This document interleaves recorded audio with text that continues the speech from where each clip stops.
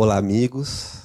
Bem-vindos a mais uma aula sobre a série psicológica de Joana de Ângeles, aonde buscamos estudar esta obra da nobre mentora que faz o maravilhoso trabalho de traduzir aqueles conceitos utilizados atualmente pela psicologia através da luz daqueles conhecimentos trazidos por Allan Kardec com a doutrina dos espíritos. Na aula de hoje, vamos trazer um breve resumo, além de outras colocações acerca do self.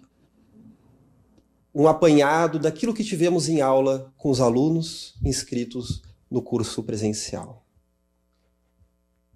Allan Kardec, quando questionou aos espíritos aonde está escrita a lei de Deus, ele recebeu uma resposta inusitada.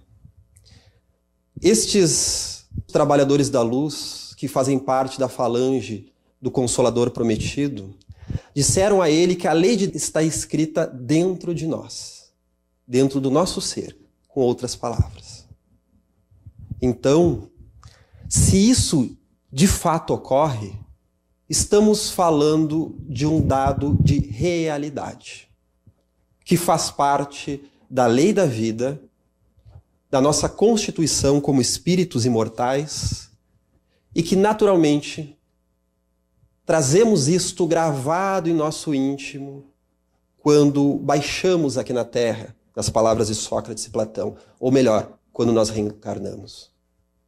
Temos esta lei gravada em algum lugar dentro de nós e que gradualmente, conforme vamos evoluindo espiritualmente, esta lei que inicialmente é apenas mais um impulso perdido entre tantos outros impulsos que nos advêm dos instintos fisiológicos, das necessidades de sobrevivência, da lei do mais forte. Gradualmente este impulso vai ganhando vigor, conforme nós nos reencarnamos, nós vamos evoluindo, purificando-nos espiritualmente, adiantando-nos intelectualmente e moralmente. Este impulso vai sendo ouvido com maior clareza. Até o ponto de que vira uma espécie de voz a nos guiar em nossa caminhada, nos orientando, nos fortalecendo no caminho e nos dando uma espécie de intuição daquilo que é correto ou daquilo que não é. Daquilo que me convém, melhor falando, diferenciando daquelas outras propostas que, embora de aparência dourada, instigantes, fascinantes, talvez não venham a acrescentar nada ao meu espírito. Ou pior, talvez venham a atrapalhar a proposta da minha presente encarnação. As propostas da vaidade, do orgulho, dos ciúmes, da competição, que muitas vezes viemos a prejudicar a outrem ou a nós mesmos. Então esta voz vigorosa que nos traz um caminho mais sábio, mais belo, condizente com a lei de Deus, ela um dia se tornará a nossa consciência como um todo. Já não será apenas um chamado valioso, mas a nossa realidade. Pois esta lei de Deus, inscrita na consciência, nas palavras usadas pelos espíritos, nada mais é do que o self, a lei maior, o arquétipo central, organizador da nossa psique. Porque se estamos tratando de um dado de realidade, podemos imaginar que cedo ou tarde as ciências da Terra espelhariam este dado, este ponto de realidade. E aí nós estamos cada vez mais rumando para a percepção de uma diretriz evolutiva na biologia, que nos fala justamente da evolução dos seres unicelulares para os pluricelulares, se complexificando, se aperfeiçoando, não apenas através da seleção natural, como muito bem nos trouxe o excelente Darwin, mas também através de uma consciência que interage com esta evolução, conforme nos trouxe o seu companheiro, que lançou junto com ele a teoria da evolução, Alfred Russel Wallace, e assim como nos traz Kardec. Vamos ver que na psicologia, com muita clareza, isso não se dá de forma diferente. Pois vão ser nas palavras de Carl Gustav Jung, que nos fala sobre o significado da vida, assim como outros psicólogos, como temos o caso de Viktor Frankl, que mesmo em um campo de concentração, pôde perdoar aos seus agressores, assim como trazer a informação, o insight, a observação de o que move o ser humano é o sentido, a busca de sentido. Estamos falando, então, de um dos aspectos centrais da psicologia de Carl Gustav Jung. O espírito Joana de Ângeles, aproveitando-se dessa nomenclatura que foi nos trazida pelo velho sábio da psique, Jung, ela vai nos falar da missão do ser na Terra de integrar-se nos valores profundos do self. Veja bem, integrar-se nos valores profundos que já carregamos lá no fundo do nosso inconsciente, que está emanando um sinal para a nossa evolução, para o melhor proveito daquelas situações dolorosas ou agradáveis, das diferentes condições que enfrentamos no nosso dia a dia, daquela voz da sabedoria. Este termo, o self, nas palavras de Jung, nada mais é do que o si mesmo. Uma palavra que diz respeito ao eu. Então, em psicologia profunda, nós temos duas palavras que são uma tradução do eu. O ego, que em latim quer dizer eu, e self, que em inglês tem o mesmo significado. Por isso, Jung tomou o cuidado da sua obra de grafar sempre self com S maiúsculo, porque é um conceito da sua psicologia. E toda vez que ele utilizava-se do termo, que é mais apropriado ainda, o si mesmo, também utilizava-se do S maiúsculo, para dar o entendimento que não estava falando apenas da nossa personalidade odierna, esta que paga contas, que tem a idade X que hoje temos, que tem os seus compromissos na vida, que ocupa tal lugar no mundo, na família, no trabalho, que desempenha um papel na sociedade, que tem uma noção de que agora estamos em determinada região do planeta, em tal hora do dia. Isto quem faz é o nosso ego, esse nosso eu transitório, nas palavras de Joana de Ângeles. Aquela personalidade que nós viemos viver nesta vida. No meu caso, o Alexandre nessa presente encarnação. Este é o meu eu transitório, o meu ego, o centro da consciência. Toda vez que Jung utilizava-se do si mesmo com S maiúsculo, se referia então a este núcleo organizador da psique, o arquétipo central.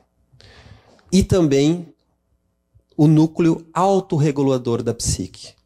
Ele tem essas duas funções. Ele organiza a experiência e, ao mesmo tempo, ele regula os nossos acontecimentos psíquicos para a sua harmonia e para a sua totalidade. Ou melhor, para o desenvolvimento das nossas forças, em direção àquilo que um dia nós iremos nos tornar.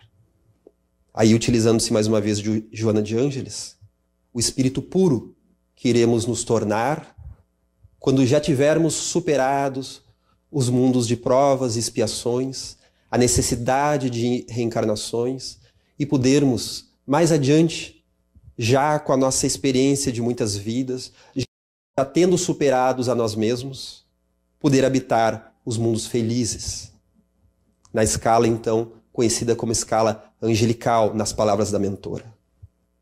Mas retornando a Jung, ele percebeu que havia uma força dentro de nós que nos propelia, então, a equacionar as nossas experiências, aquela voz mais sábia que nos levava, então, a ter uma espécie de resposta que muitas vezes não estava dado pelo meio, não estava dado pelo ambiente. Ele percebeu isso, muitas vezes, conversando com a sua mãe, pois ele percebia já na sua infância, quando ele era criança, que a sua mãe era uma mulher muito animosa, uma mulher, às vezes, difícil, mas que em determinado momento tinha alguns rompantes e falava com uma voz um pouco mais sábia. Um outro tipo de personalidade que habitava aquela mulher. Assim como ele mesmo. Tinha, de repente, lapsos de uma outra consciência, uma tranquilidade que não lhe era comum como um menino na sua infância e na sua adolescência. Como se ele fosse o homem mais velho, mais sábio, com mais experiência de vida. E lhe trazia naquele momento insights importantes que ficaram grafados em toda a sua trajetória. Percebemos isso no livro Memórias, Sonhos e Reflexões, aonde ele relata essas suas vivências. Poderia se dar naturalmente aí os processos espirituais. A percepção de um mentor, uma intuição daquele espírito. Mas estamos aqui nos focando neste elemento psicológico que, de qualquer forma, segundo Joana de Ângeles, está dentro de nós. Espíritos encarnados e desencarnados. Porque o self, ele é justamente de todos aqueles arquétipos que nós estamos estudando, desde lá das nossas primeiras aulas, principalmente da aula número 6, número 7, onde nos adentramos na estrutura da psique. O self é o arquétipo central, o arquétipo mais importante do nosso ser, que vem justamente nos auxiliar a lidar com todas as forças dos outros arquétipos e dos complexos da personalidade. Nos auxilia a lidar com o materno, com o paterno, com a sombra, com ânimos e ânima e tantos outros que fazem parte do nosso ser. Então, nas palavras de Jung, no livro O Eu e o Inconsciente, o psicólogo e psiquiatra suíço nos traz que, na medida do alcance de nossa experiência atual, podemos dizer que os processos inconscientes se acham numa relação compensatória em relação à consciência.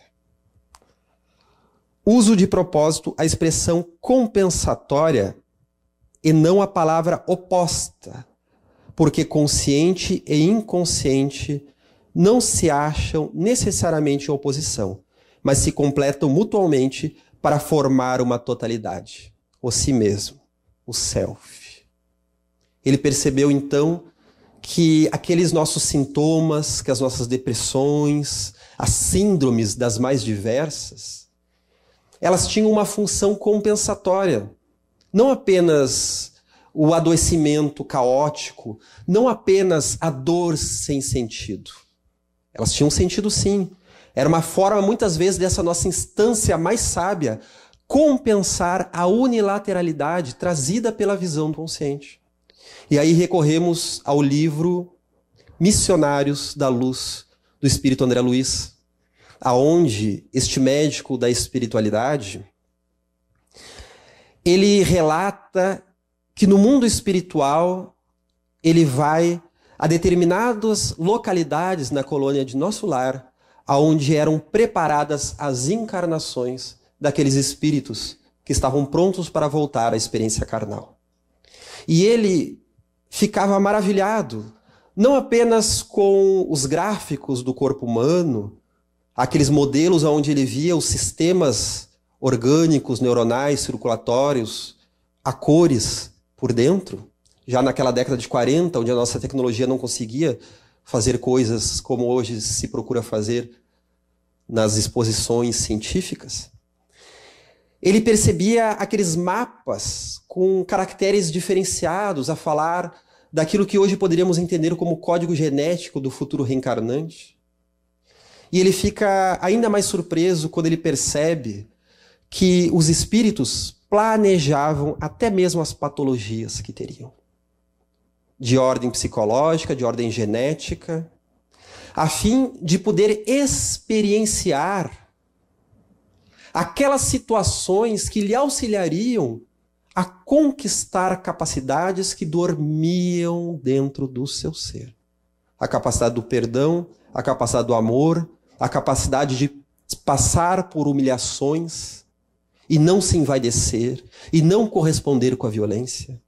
É aí que ele percebia que às vezes a pessoa pedia para vir manco ou com um problema na tireoide que levasse ao hiper ou ao hipotireoidismo, desregulando o peso corporal, a fim de, diante da tormenta das vaidades, das seduções que são naturais, principalmente no mundo carnal, eles pudessem passar por aquela dose de sofrimento, mas o mais importante, que pudessem lidar com aquela dose de sofrimento.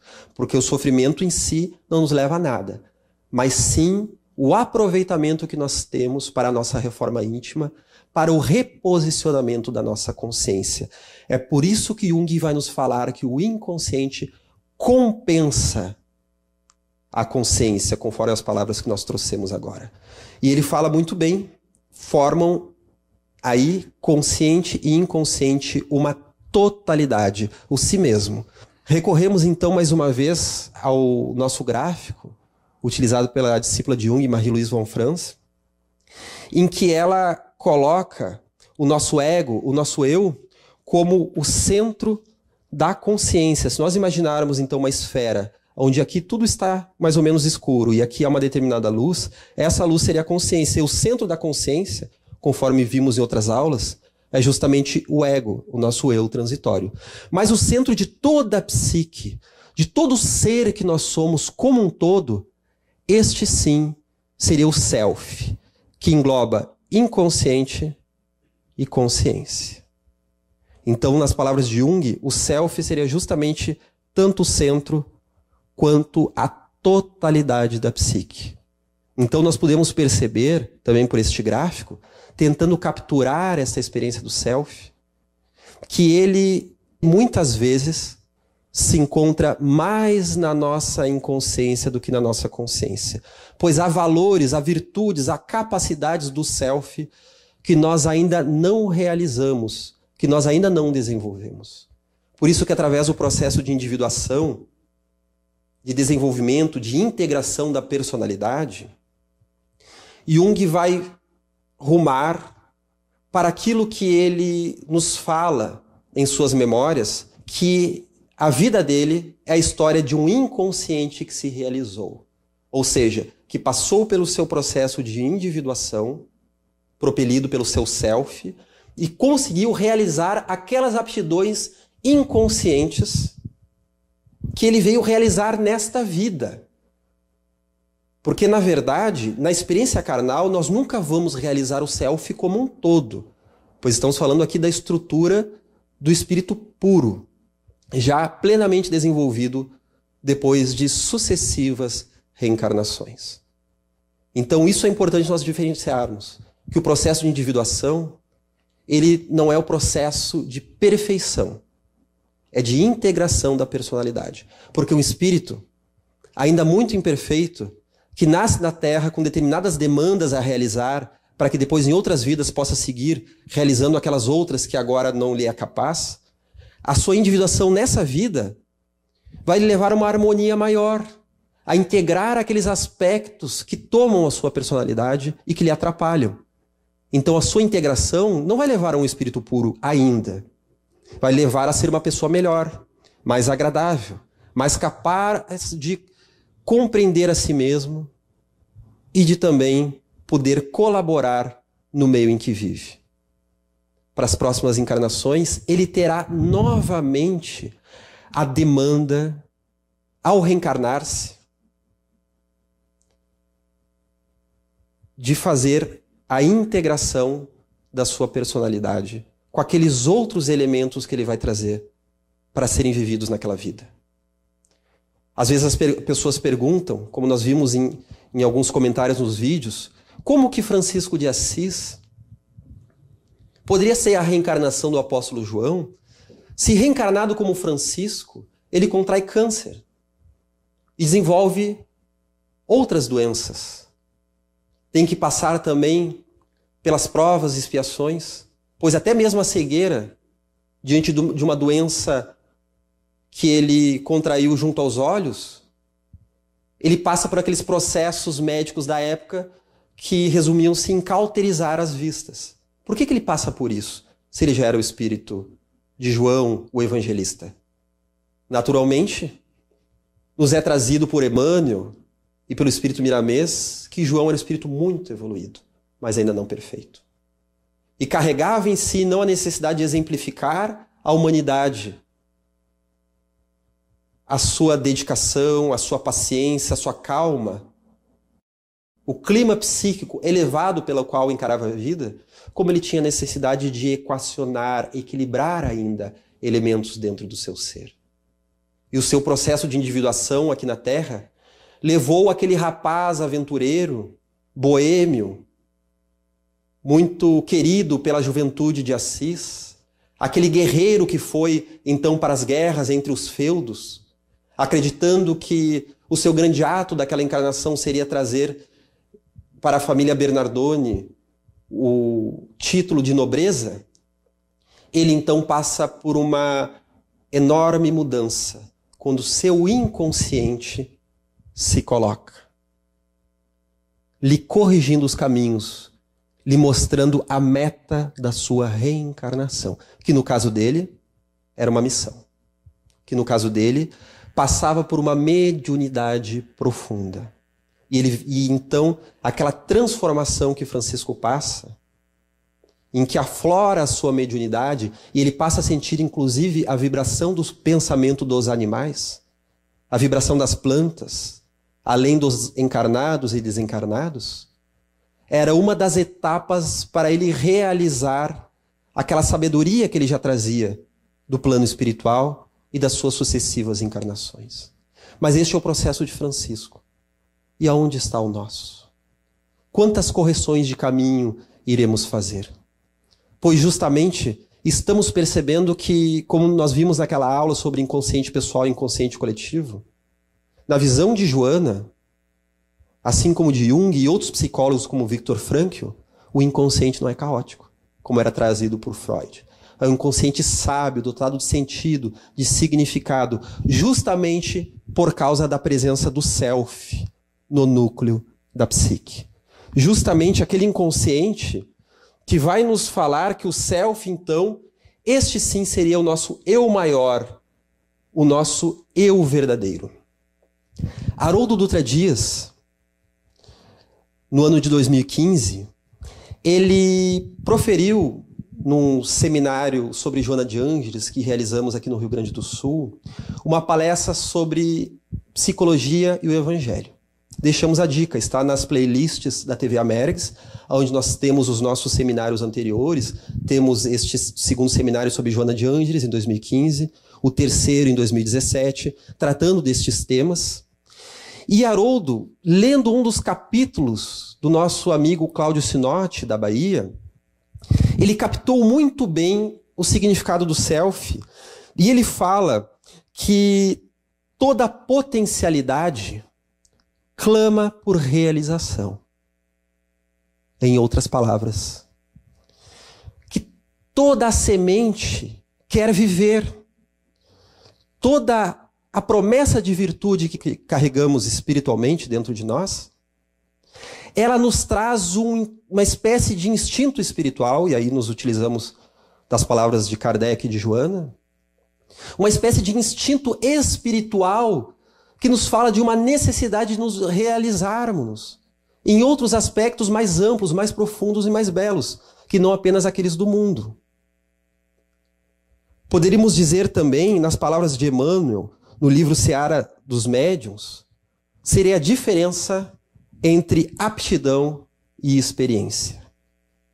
Falando então da mediunidade, o mentor de Chico Xavier nos diz que mediunidade é aptidão, não experiência. A experiência nós vamos ter. Então a mediunidade fala de uma promessa, de um compromisso, muitos os chamados, mas que necessitará da nossa experiência. Aí sim, e poucos os escolhidos. Os escolhidos são aqueles que vivem as suas capacidades.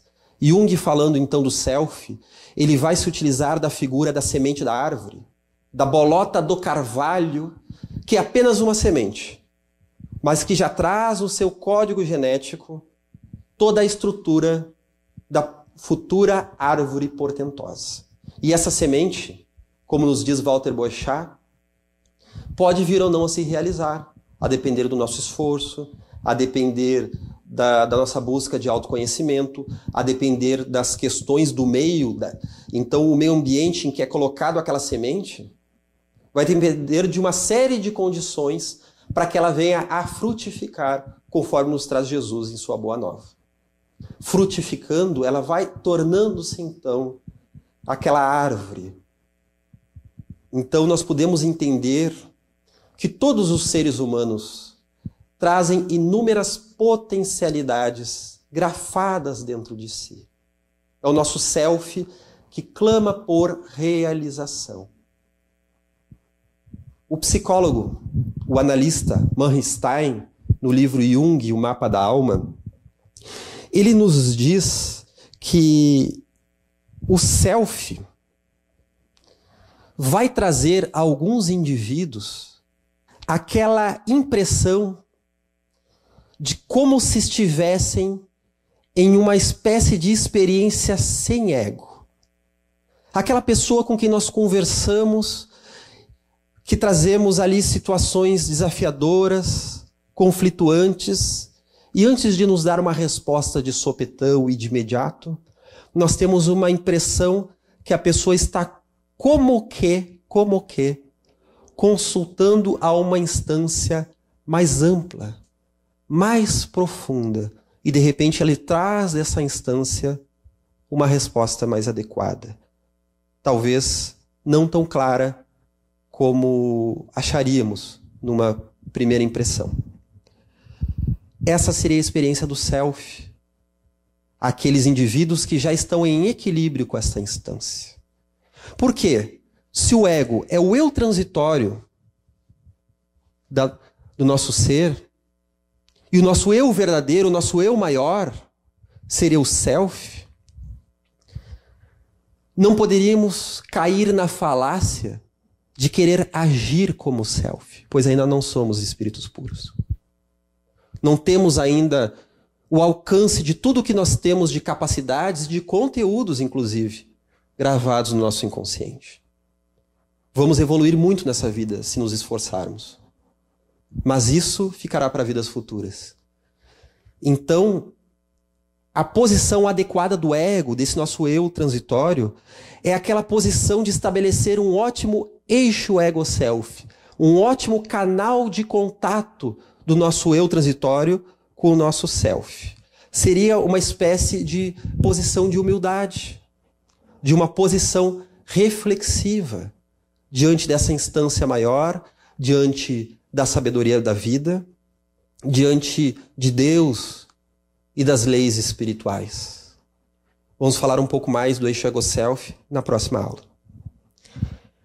Jung vai então nos dizer que, assim como todo arquétipo está correlacionado a um complexo, como nós já vimos no caso da sombra, por exemplo, que o arquétipo da sombra é a categoria do mal na psique, que todos temos o arquétipo da sombra. Senão seria incapaz até mesmo nós reconhecermos o mal, porque nós não teríamos capacidade de ler esse tipo de experiência. Então, assim como nós temos o arquétipo da sombra, nós temos a nossa sombra pessoal, aqueles elementos nossos, das nossas maldades, dos nossos impulsos agressivos, ou até mesmo daqueles elementos até mesmo sadios, que não estão sendo vividos, por isso fazem parte da nossa sombra, porque são desconhecidos, porque são recebidos como ameaçadores. Então essa é a nossa sombra pessoal. Então nós temos o arquétipo do ânimos e da ânima, mas temos também o ânimos e ânima, o masculino e o feminino dentro de nós, em forma de complexo, de vivência pessoal. As minhas experiências nessa presente encarnação acerca do tema do masculino e do feminino. Então o self é um arquétipo que se correlaciona ao ego, que é um complexo. Então há o arquétipo do eu, o self, e o complexo do eu, o ego. Então podemos dizer que o self, ele, além de ser a nossa imagem arquetípica do eu, nosso eu total, ele também é a imago Dei, a imagem de Deus gravado dentro da psique humana. Jung, quando ele afirma que ele, como psicólogo, seria incapaz de diagnosticar se Deus existe ou não de fato, ele era sim capaz de nos dizer que ele existe como experiência psicológica. Porque a ideia de Deus, a ideia de uma divindade, de um centro organizador, de algo que traz sentido à vida, está presente em todas as sociedades planetárias. Das mais desenvolvidas às mais primitivas.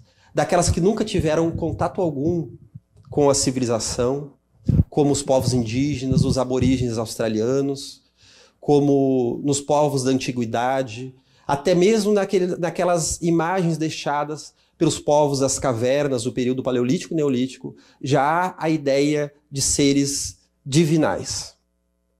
Então o self, ele também seria a imagem de Deus dentro da psique, porque ele é a imagem da totalidade, da completude. Então ele é o arquétipo central, o núcleo organizador, autorregulador da psique, o arquétipo do si mesmo, essa instância sábia, e também a totalidade da psique.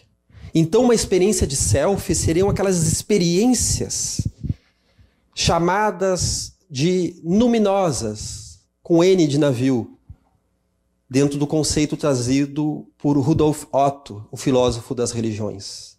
Que uma experiência luminosa seria uma experiência transpessoal, que nos leva a uma consciência além de nós mesmos, além do nosso eguinho. E que esta experiência seriam experiências tocantes, ao mesmo tempo terrificantes e maravilhosas, paradoxalmente. Experiências com o inefável, em que de repente nós temos aquela sensação de completude, de estarmos preenchidos, de estarmos estupefatos, às vezes observando a natureza, quando nós olhamos a água de um rio, um pôr do sol, uma paisagem, e parece que aquilo nos toca profundamente, não apenas por aquela beleza que reconhecemos no dia a dia, mas parece que aquilo tocou algo lá no fundo das nossas almas. É num momento de meditação, na chegada de um filho, ou até mesmo diante de algumas dores muito fortes, como diante da desencarnação de um ente querido, e de repente nós somos arrebatados por um sentimento que poderia ser destrutivo, mas nos dá uma sensação de completude, de um eixo, de centralização. É o êxtase religioso espiritual em seu significado psicológico. Então, Jung estudou aqueles yogis da Kundalini Yoga. Ele foi até a Índia, até o Oriente, estudar aquelas noções trazidas pelo hinduísmo, e ele nos diz que o hinduísmo já falava da noção do self, com outras palavras, e que esta experiência do luminoso, essa experiência do self, nós temos em alguns momentos da nossa vida. É aquilo que muitas vezes alguns músicos têm, aquela espécie de êxtase, ao dedilhar um piano, ao tocar um violino, no seu ato de composição. Aqueles poetas que conseguem escrever, que conseguem criar horas e horas a fio, num processo de integração psicológica, de concentração, aonde as ideias fluem em sua mente. Então, nós podemos buscar essas atitudes sadias, se conhecendo. Há pessoas que buscam isso na pintura, nas artes, que são também uma porta para o inconsciente. Jung fazia isso pintando mandalas, porque no Oriente ele observou que estas pinturas, geralmente circulares, trazendo formas equilibradas, davam a sensação de uma completude. É este o objetivo da mandala. Então a pessoa vai observando a ela, ao seu núcleo central, e vai tendo aquela sensação de completude. Então pintar mandalas também é um ato terapêutico, pois, como estudou Nise da Silveira, pesquisando com os pacientes psiquiátricos, conforme há um filme no Netflix sobre a sua vida, ela percebeu que levar aqueles doentes mentais que estavam sofrendo, então, com uma esquizofrenia, com uma psicose e outras tantas formas de desequilíbrio psicológico, que levar eles a fazer esta espécie de pinturas auxiliava que o seu inconsciente se manifestasse. Então eles criavam, com a sua criatividade, aquelas imagens circulares e se encontravam mais calmos, mais tranquilos, mais equilibrados dentro do seu processo pessoal. Então essa experiência da totalidade, se a gente não encontra ela em vida, nós temos uma tendência de fazer uma projeção do self, que pode ser de forma patológica ou de uma forma até mesmo um pouco saudável. O que seria essa projeção de forma patológica? É muito natural que este sentido da vida nós projetemos. Porque conforme Viktor Frankl nos fala, claro, na sua outra teoria, mas que coaduna com o que aqui estamos dizendo, o sentido da vida nós encontramos, nós não inventamos. Nós encontramos, é uma sensação de autoencontro quando rumamos para uma atitude, para uma vocação, para um papel que iremos desempenhar, para um autoconhecimento. Então, se nós não encontrarmos isso, nós podemos projetar isso na sociedade, o que é muito comum no nosso estágio evolutivo do mundo de provas e expiações. Podemos projetar no futebol. Vemos aquelas pessoas que o time de futebol vale mais do que as amizades, vale mais do que os familiares. Então, se o time está bem, é a maior experiência da vida da pessoa. Se o time está mal, ninguém aguenta a pessoa dentro de casa, né? Então, o futebol é colocado acima de tudo. Aquelas pessoas que projetam no dinheiro, naquela busca incessante de enriquecer acima de tudo, e aí podem, muitas vezes, perder o sentido da vida, como nós vimos na década de 30, com a crise da Bolsa de Valores, ali no ano de 1929, em que os maiores bilionários do planeta, perdendo as suas fortunas com a queda da Bolsa, atiravam-se dos arranha-céus, infelizmente, através do ato hediondo do suicídio, porque não sabiam viver sem aquela noção do enriquecimento. Na verdade, era uma instância sadia dentro de si que não estava sendo vivida adequadamente. Era projetada no dinheiro, porque nós sabemos que o dinheiro, como uma necessidade do mundo, da vida na materialidade, é natural que faça parte da nossa vida. Como nos dizia Chico Xavier, tem valor neutro. Ele recebe aquele valor que nós damos a ele. Mas é muito natural que então nós vamos projetar o self no dinheiro, nas drogas, na sexualidade desvairada, na internet. Então a pessoa fica conectada 24 horas na internet, nas redes sociais. Estamos tendo o fenômeno atual das clínicas de desintoxicação em videogame e internet, devido ao grande número de jovens que passam horas, inclusive dias, jogando, e em alguns raros casos chegam até a desencarnar com uma parada cardíaca, porque estão ali atrofiando seus músculos em um lazer que poderia ser gostoso se vivido adequadamente. O lazer do videogame, dos jogos eletrônicos, dos filmes, dos seriados na TV. Mas estão, às vezes, centralizando a sua vida em torno deste objeto mais passageiro. É uma projeção do self, é uma projeção de Deus nessas coisas. É muito comum, então, que haja na sexualidade. E uma projeção não patológica, que é uma projeção muito natural, é que Jung entendeu que todo aquele conteúdo que vem do nosso inconsciente para a consciência, primeiramente ele vem em forma de projeção. Ele não é entendido. Então, um lado mais sábio nosso, por exemplo, nós vamos projetar em uma pessoa que é sábia, em um professor, nós vamos projetar em um palestrante, nós vamos projetar em um líder religioso, um líder político, um guru, um familiar que talvez tenha mais conhecimento de alguma área que nós admiramos. Não é que a pessoa não possa ter aqueles atributos. Em alguns casos tem, em outros nem tanto, porque é uma projeção nossa, não é? Mas o importante é que ali nós estamos sentindo uma realidade interna que é nossa. Aquela sensação maravilhosa que nós temos quando somos tocados pela palavra, por exemplo, de um Divaldo Franco, que no meu caso eu admiro muito, aquela sensação é minha. Divaldo tocou com as suas palavras, porque é muito sagaz nas suas colocações, muito claro e muito sábio nos seus entendimentos e na sua experiência dessa presente encarnação. Mas eu pude sentir aquilo porque dentro de mim eu também tenho um sábio que um dia irá se realizar com maior potência. Então é uma sensação interna minha e que é muito importante que nós venhamos a humanizar aquela pessoa. Compreender que por mais que a pessoa tenha aqueles atributos, também há a projeção de nossa parte. Por isso o Chico Xavier tomava aquele cuidado de nos dizer o seguinte: meu nome é Francisco, tira o Fran, fica o Cisco.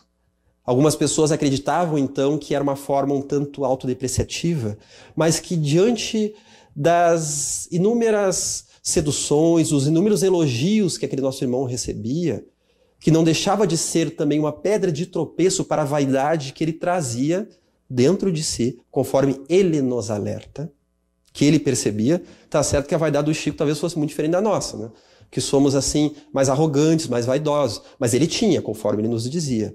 E que aquela sua cegueira no olho, aquele seu pulmão debilitado e todas as doenças que ele veio a ter, era uma forma de dar uma segurada nele, para que ele viesse a fazer aquele trabalho de paciência, de autoconhecimento, aqueles 2 anos de labirintite que ele teve nos seus últimos anos em Pedro Leopoldo, pouco antes de ir para Uberaba, não deixava de ser uma das provas psicológicas que o seu espírito veio colher nessa encarnação para a sua melhor integração, para melhor rumar na sua missão divina que ele tinha aqui junto à mediunidade e junto ao espiritismo, para ficar mais humilde, mais centrado. Então é muito importante que ao admirar alguém, nós humanizemos essa pessoa. Aquela pessoa também tem sua sombra, também tem as suas fragilidades, também tem as suas dificuldades. Porque senão nós vamos nos admirar de forma ingênua daquele ser, e acontece como aquelas tribos que projetavam o self no pajé. Tem uma explicação do Gelson que ele nos traz, em que ele fala que as tribos projetavam o self no pajé e ele, de certa forma, incorporava esse papel junto à tribo. É o pajé que tem o sonho premonitório, aqueles também chamados grandes sonhos, que são sonhos que não dizem respeito apenas à sua personalidade, mas sim aos caminhos de toda a tribo, aos caminhos do coletivo. E ele, então, era aquele núcleo organizador, o núcleo civilizador de determinadas tradições indígenas, de determinados povos. É o xamã, é o pajé, é o oráculo de Delfos, é o filósofo. Então ele ocupa aquele espaço. E haviam tribos que colocavam todo o ouro das suas realizações, todo o valor, todo o mérito na qualidade da mediunidade e da sabedoria do pajé. E no momento que o pajé não correspondesse a isso, no momento que morria a colheita, no momento que haviam doenças na tribo, essas tribos passavam a entender que o pajé não funcionava mais. Então nós passávamos aí não necessariamente por uma desidealização, porque quando cai uma idealização positiva que colocamos em alguém, nós temos aquele costume de falar assim: eu já não idealizo mais a pessoa. Até pode ser verdade, mas na maioria das vezes há um estágio anterior à desidealização. Há a idealização negativa. Primeiro nós projetamos o self, depois nós projetamos a sombra.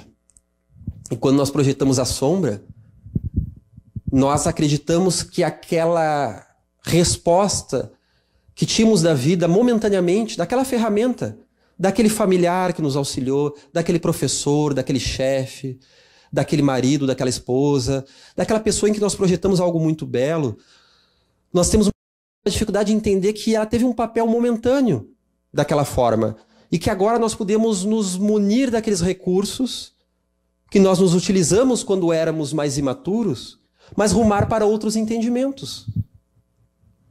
Quando não fazemos isso, nós projetamos a sombra na pessoa. Ela é o vilão. Então a tribo matava o pajé. Literalmente. A tribo passava pelo ritual de pegar o pajé, que era aquela projeção do self, e acreditar que agora ele é a fonte de todos os infortúnios, e o matava, colocando um novo pajé no lugar. Ou seja, não fazendo consciência. Seguindo com a projeção do self e seguindo com a projeção da sombra. Então, mais importante que matarmos os nossos pajés será humanizá-los para que gradualmente aquela projeção vá deixando de ter sentido. Porque nós vamos fazer a nossa autorrealização por nós mesmos. Vamos buscar rumando o autoentendimento. E compreender que aquela pessoa teve o seu papel importante ou um pouco difícil, cada uma em seu lugar. Joana de Ângeles, então, no livro Triunfo Pessoal, ela nos traz que este seria o processo de integrar o ser nos valores profundos do self, como falamos, e nos traz que a autoconsciência se lhe afirma ao ser à medida que descobre o objetivo essencial da existência humana, que é a autoidentificação, percebendo todos os valores que se lhe encontram em latência, aguardando o desenvolvimento das possibilidades para torná-los vibrantes e participantes da vida. Vejamos bem, o objetivo essencial da existência humana, a autoidentificação. Jung trazia que a pior dor é a dor sem sentido. É a dor que nós passamos bloqueando as nossas capacidades de ter insights, de chegar a novas resoluções, de fazer daquela dor um degrau para a nossa reforma íntima. A dor dotada de sentido, de significado, é mais possível de ser suportada para ser devidamente superada.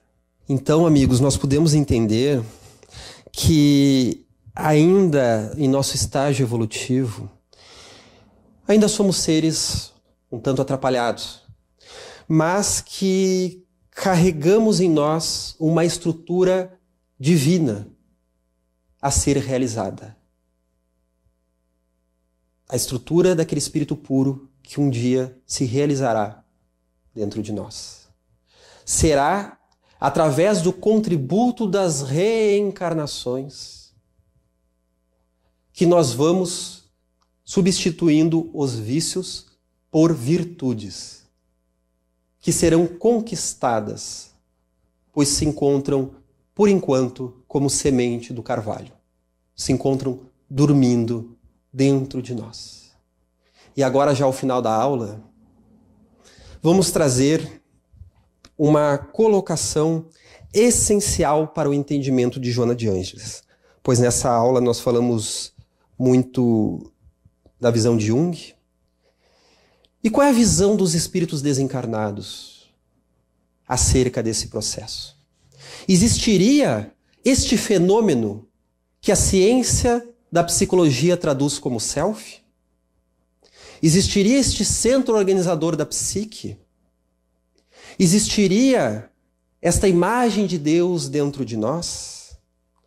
Em Triunfo Pessoal, o espírito Joana de Ângeles comenta: o self não é apenas um arquétipo aptidão, mas o espírito com as experiências iniciais e profundas de processos anteriores, nos quais desenvolveu os pródromos do Deus interno nele vigente, face à sua procedência divina, desde a sua criação.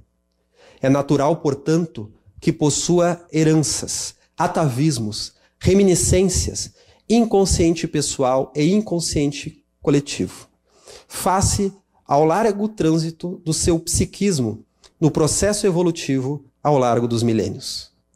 Herdeiro de si mesmo, o self é mais que um arquétipo, aptidão, sendo o próprio ser espiritual precedente ao berço e sobrevivente ao túmulo. Então, Joana de Ângeles vai ressignificar o conceito junguiano acerca do self e da individuação.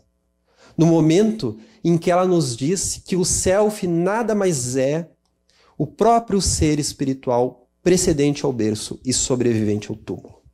Pois é na trilogia de livros, entre os 16 da sua série psicológica, Triunfo Pessoal, Vida, Desafios e Soluções e O Despertar do Espírito, que ela vai concluir, não é uma afirmação acadêmica, não é uma construção científica, mas uma construção lógica baseada no espiritismo e na psicologia, em que ela vai concluir que o self nada mais é do que o espírito.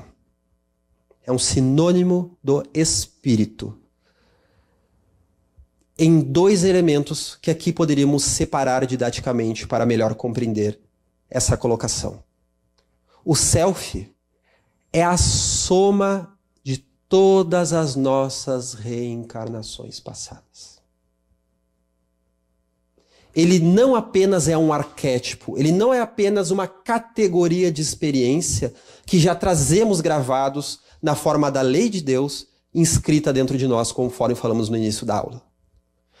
Mas é o self que, nas suas palavras, nos seus livros da série psicológicas, pode até parecer um pouco estranho a alguns junguianos já estudados, é o self que vai se desenvolver, que vai se realizar, que vai se promover, que vai se construir. Como que vai se desenvolver? Porque é através do somatório das reencarnações. E o segundo elemento, que ele é o espírito em si. Mas é o espírito como um todo, na sua máxima totalidade. Porque como nós vemos, se desencarnarmos agora, não necessariamente vamos chegar ao mundo espiritual com toda a consciência, com tudo aquilo que em nós era inconsciente. Vemos o caso do livro Nosso Lar, onde André Luiz chega ao mundo espiritual complexado, cindido, atrapalhado, atormentado. Então ele não chega ao mundo espiritual como o espírito puro, o seu self se realizando. Então nós podemos dizer que o self, nas palavras de Joana, mais uma vez, é o espírito na sua máxima totalidade. Então, com esta nova compreensão que nos aponta a novos rumos, vamos ficar com a deixa para a nossa próxima aula. Então convidamos a todos, que nos assistem pela internet, que se inscrevam no canal, que acione o sininho para receber as notificações da nossa próxima aula. E vamos finalizando com essa frase também de Triunfo Pessoal,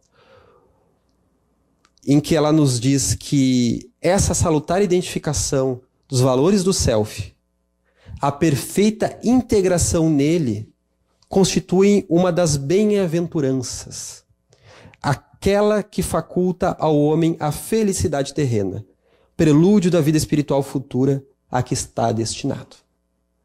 Até a nossa próxima aula.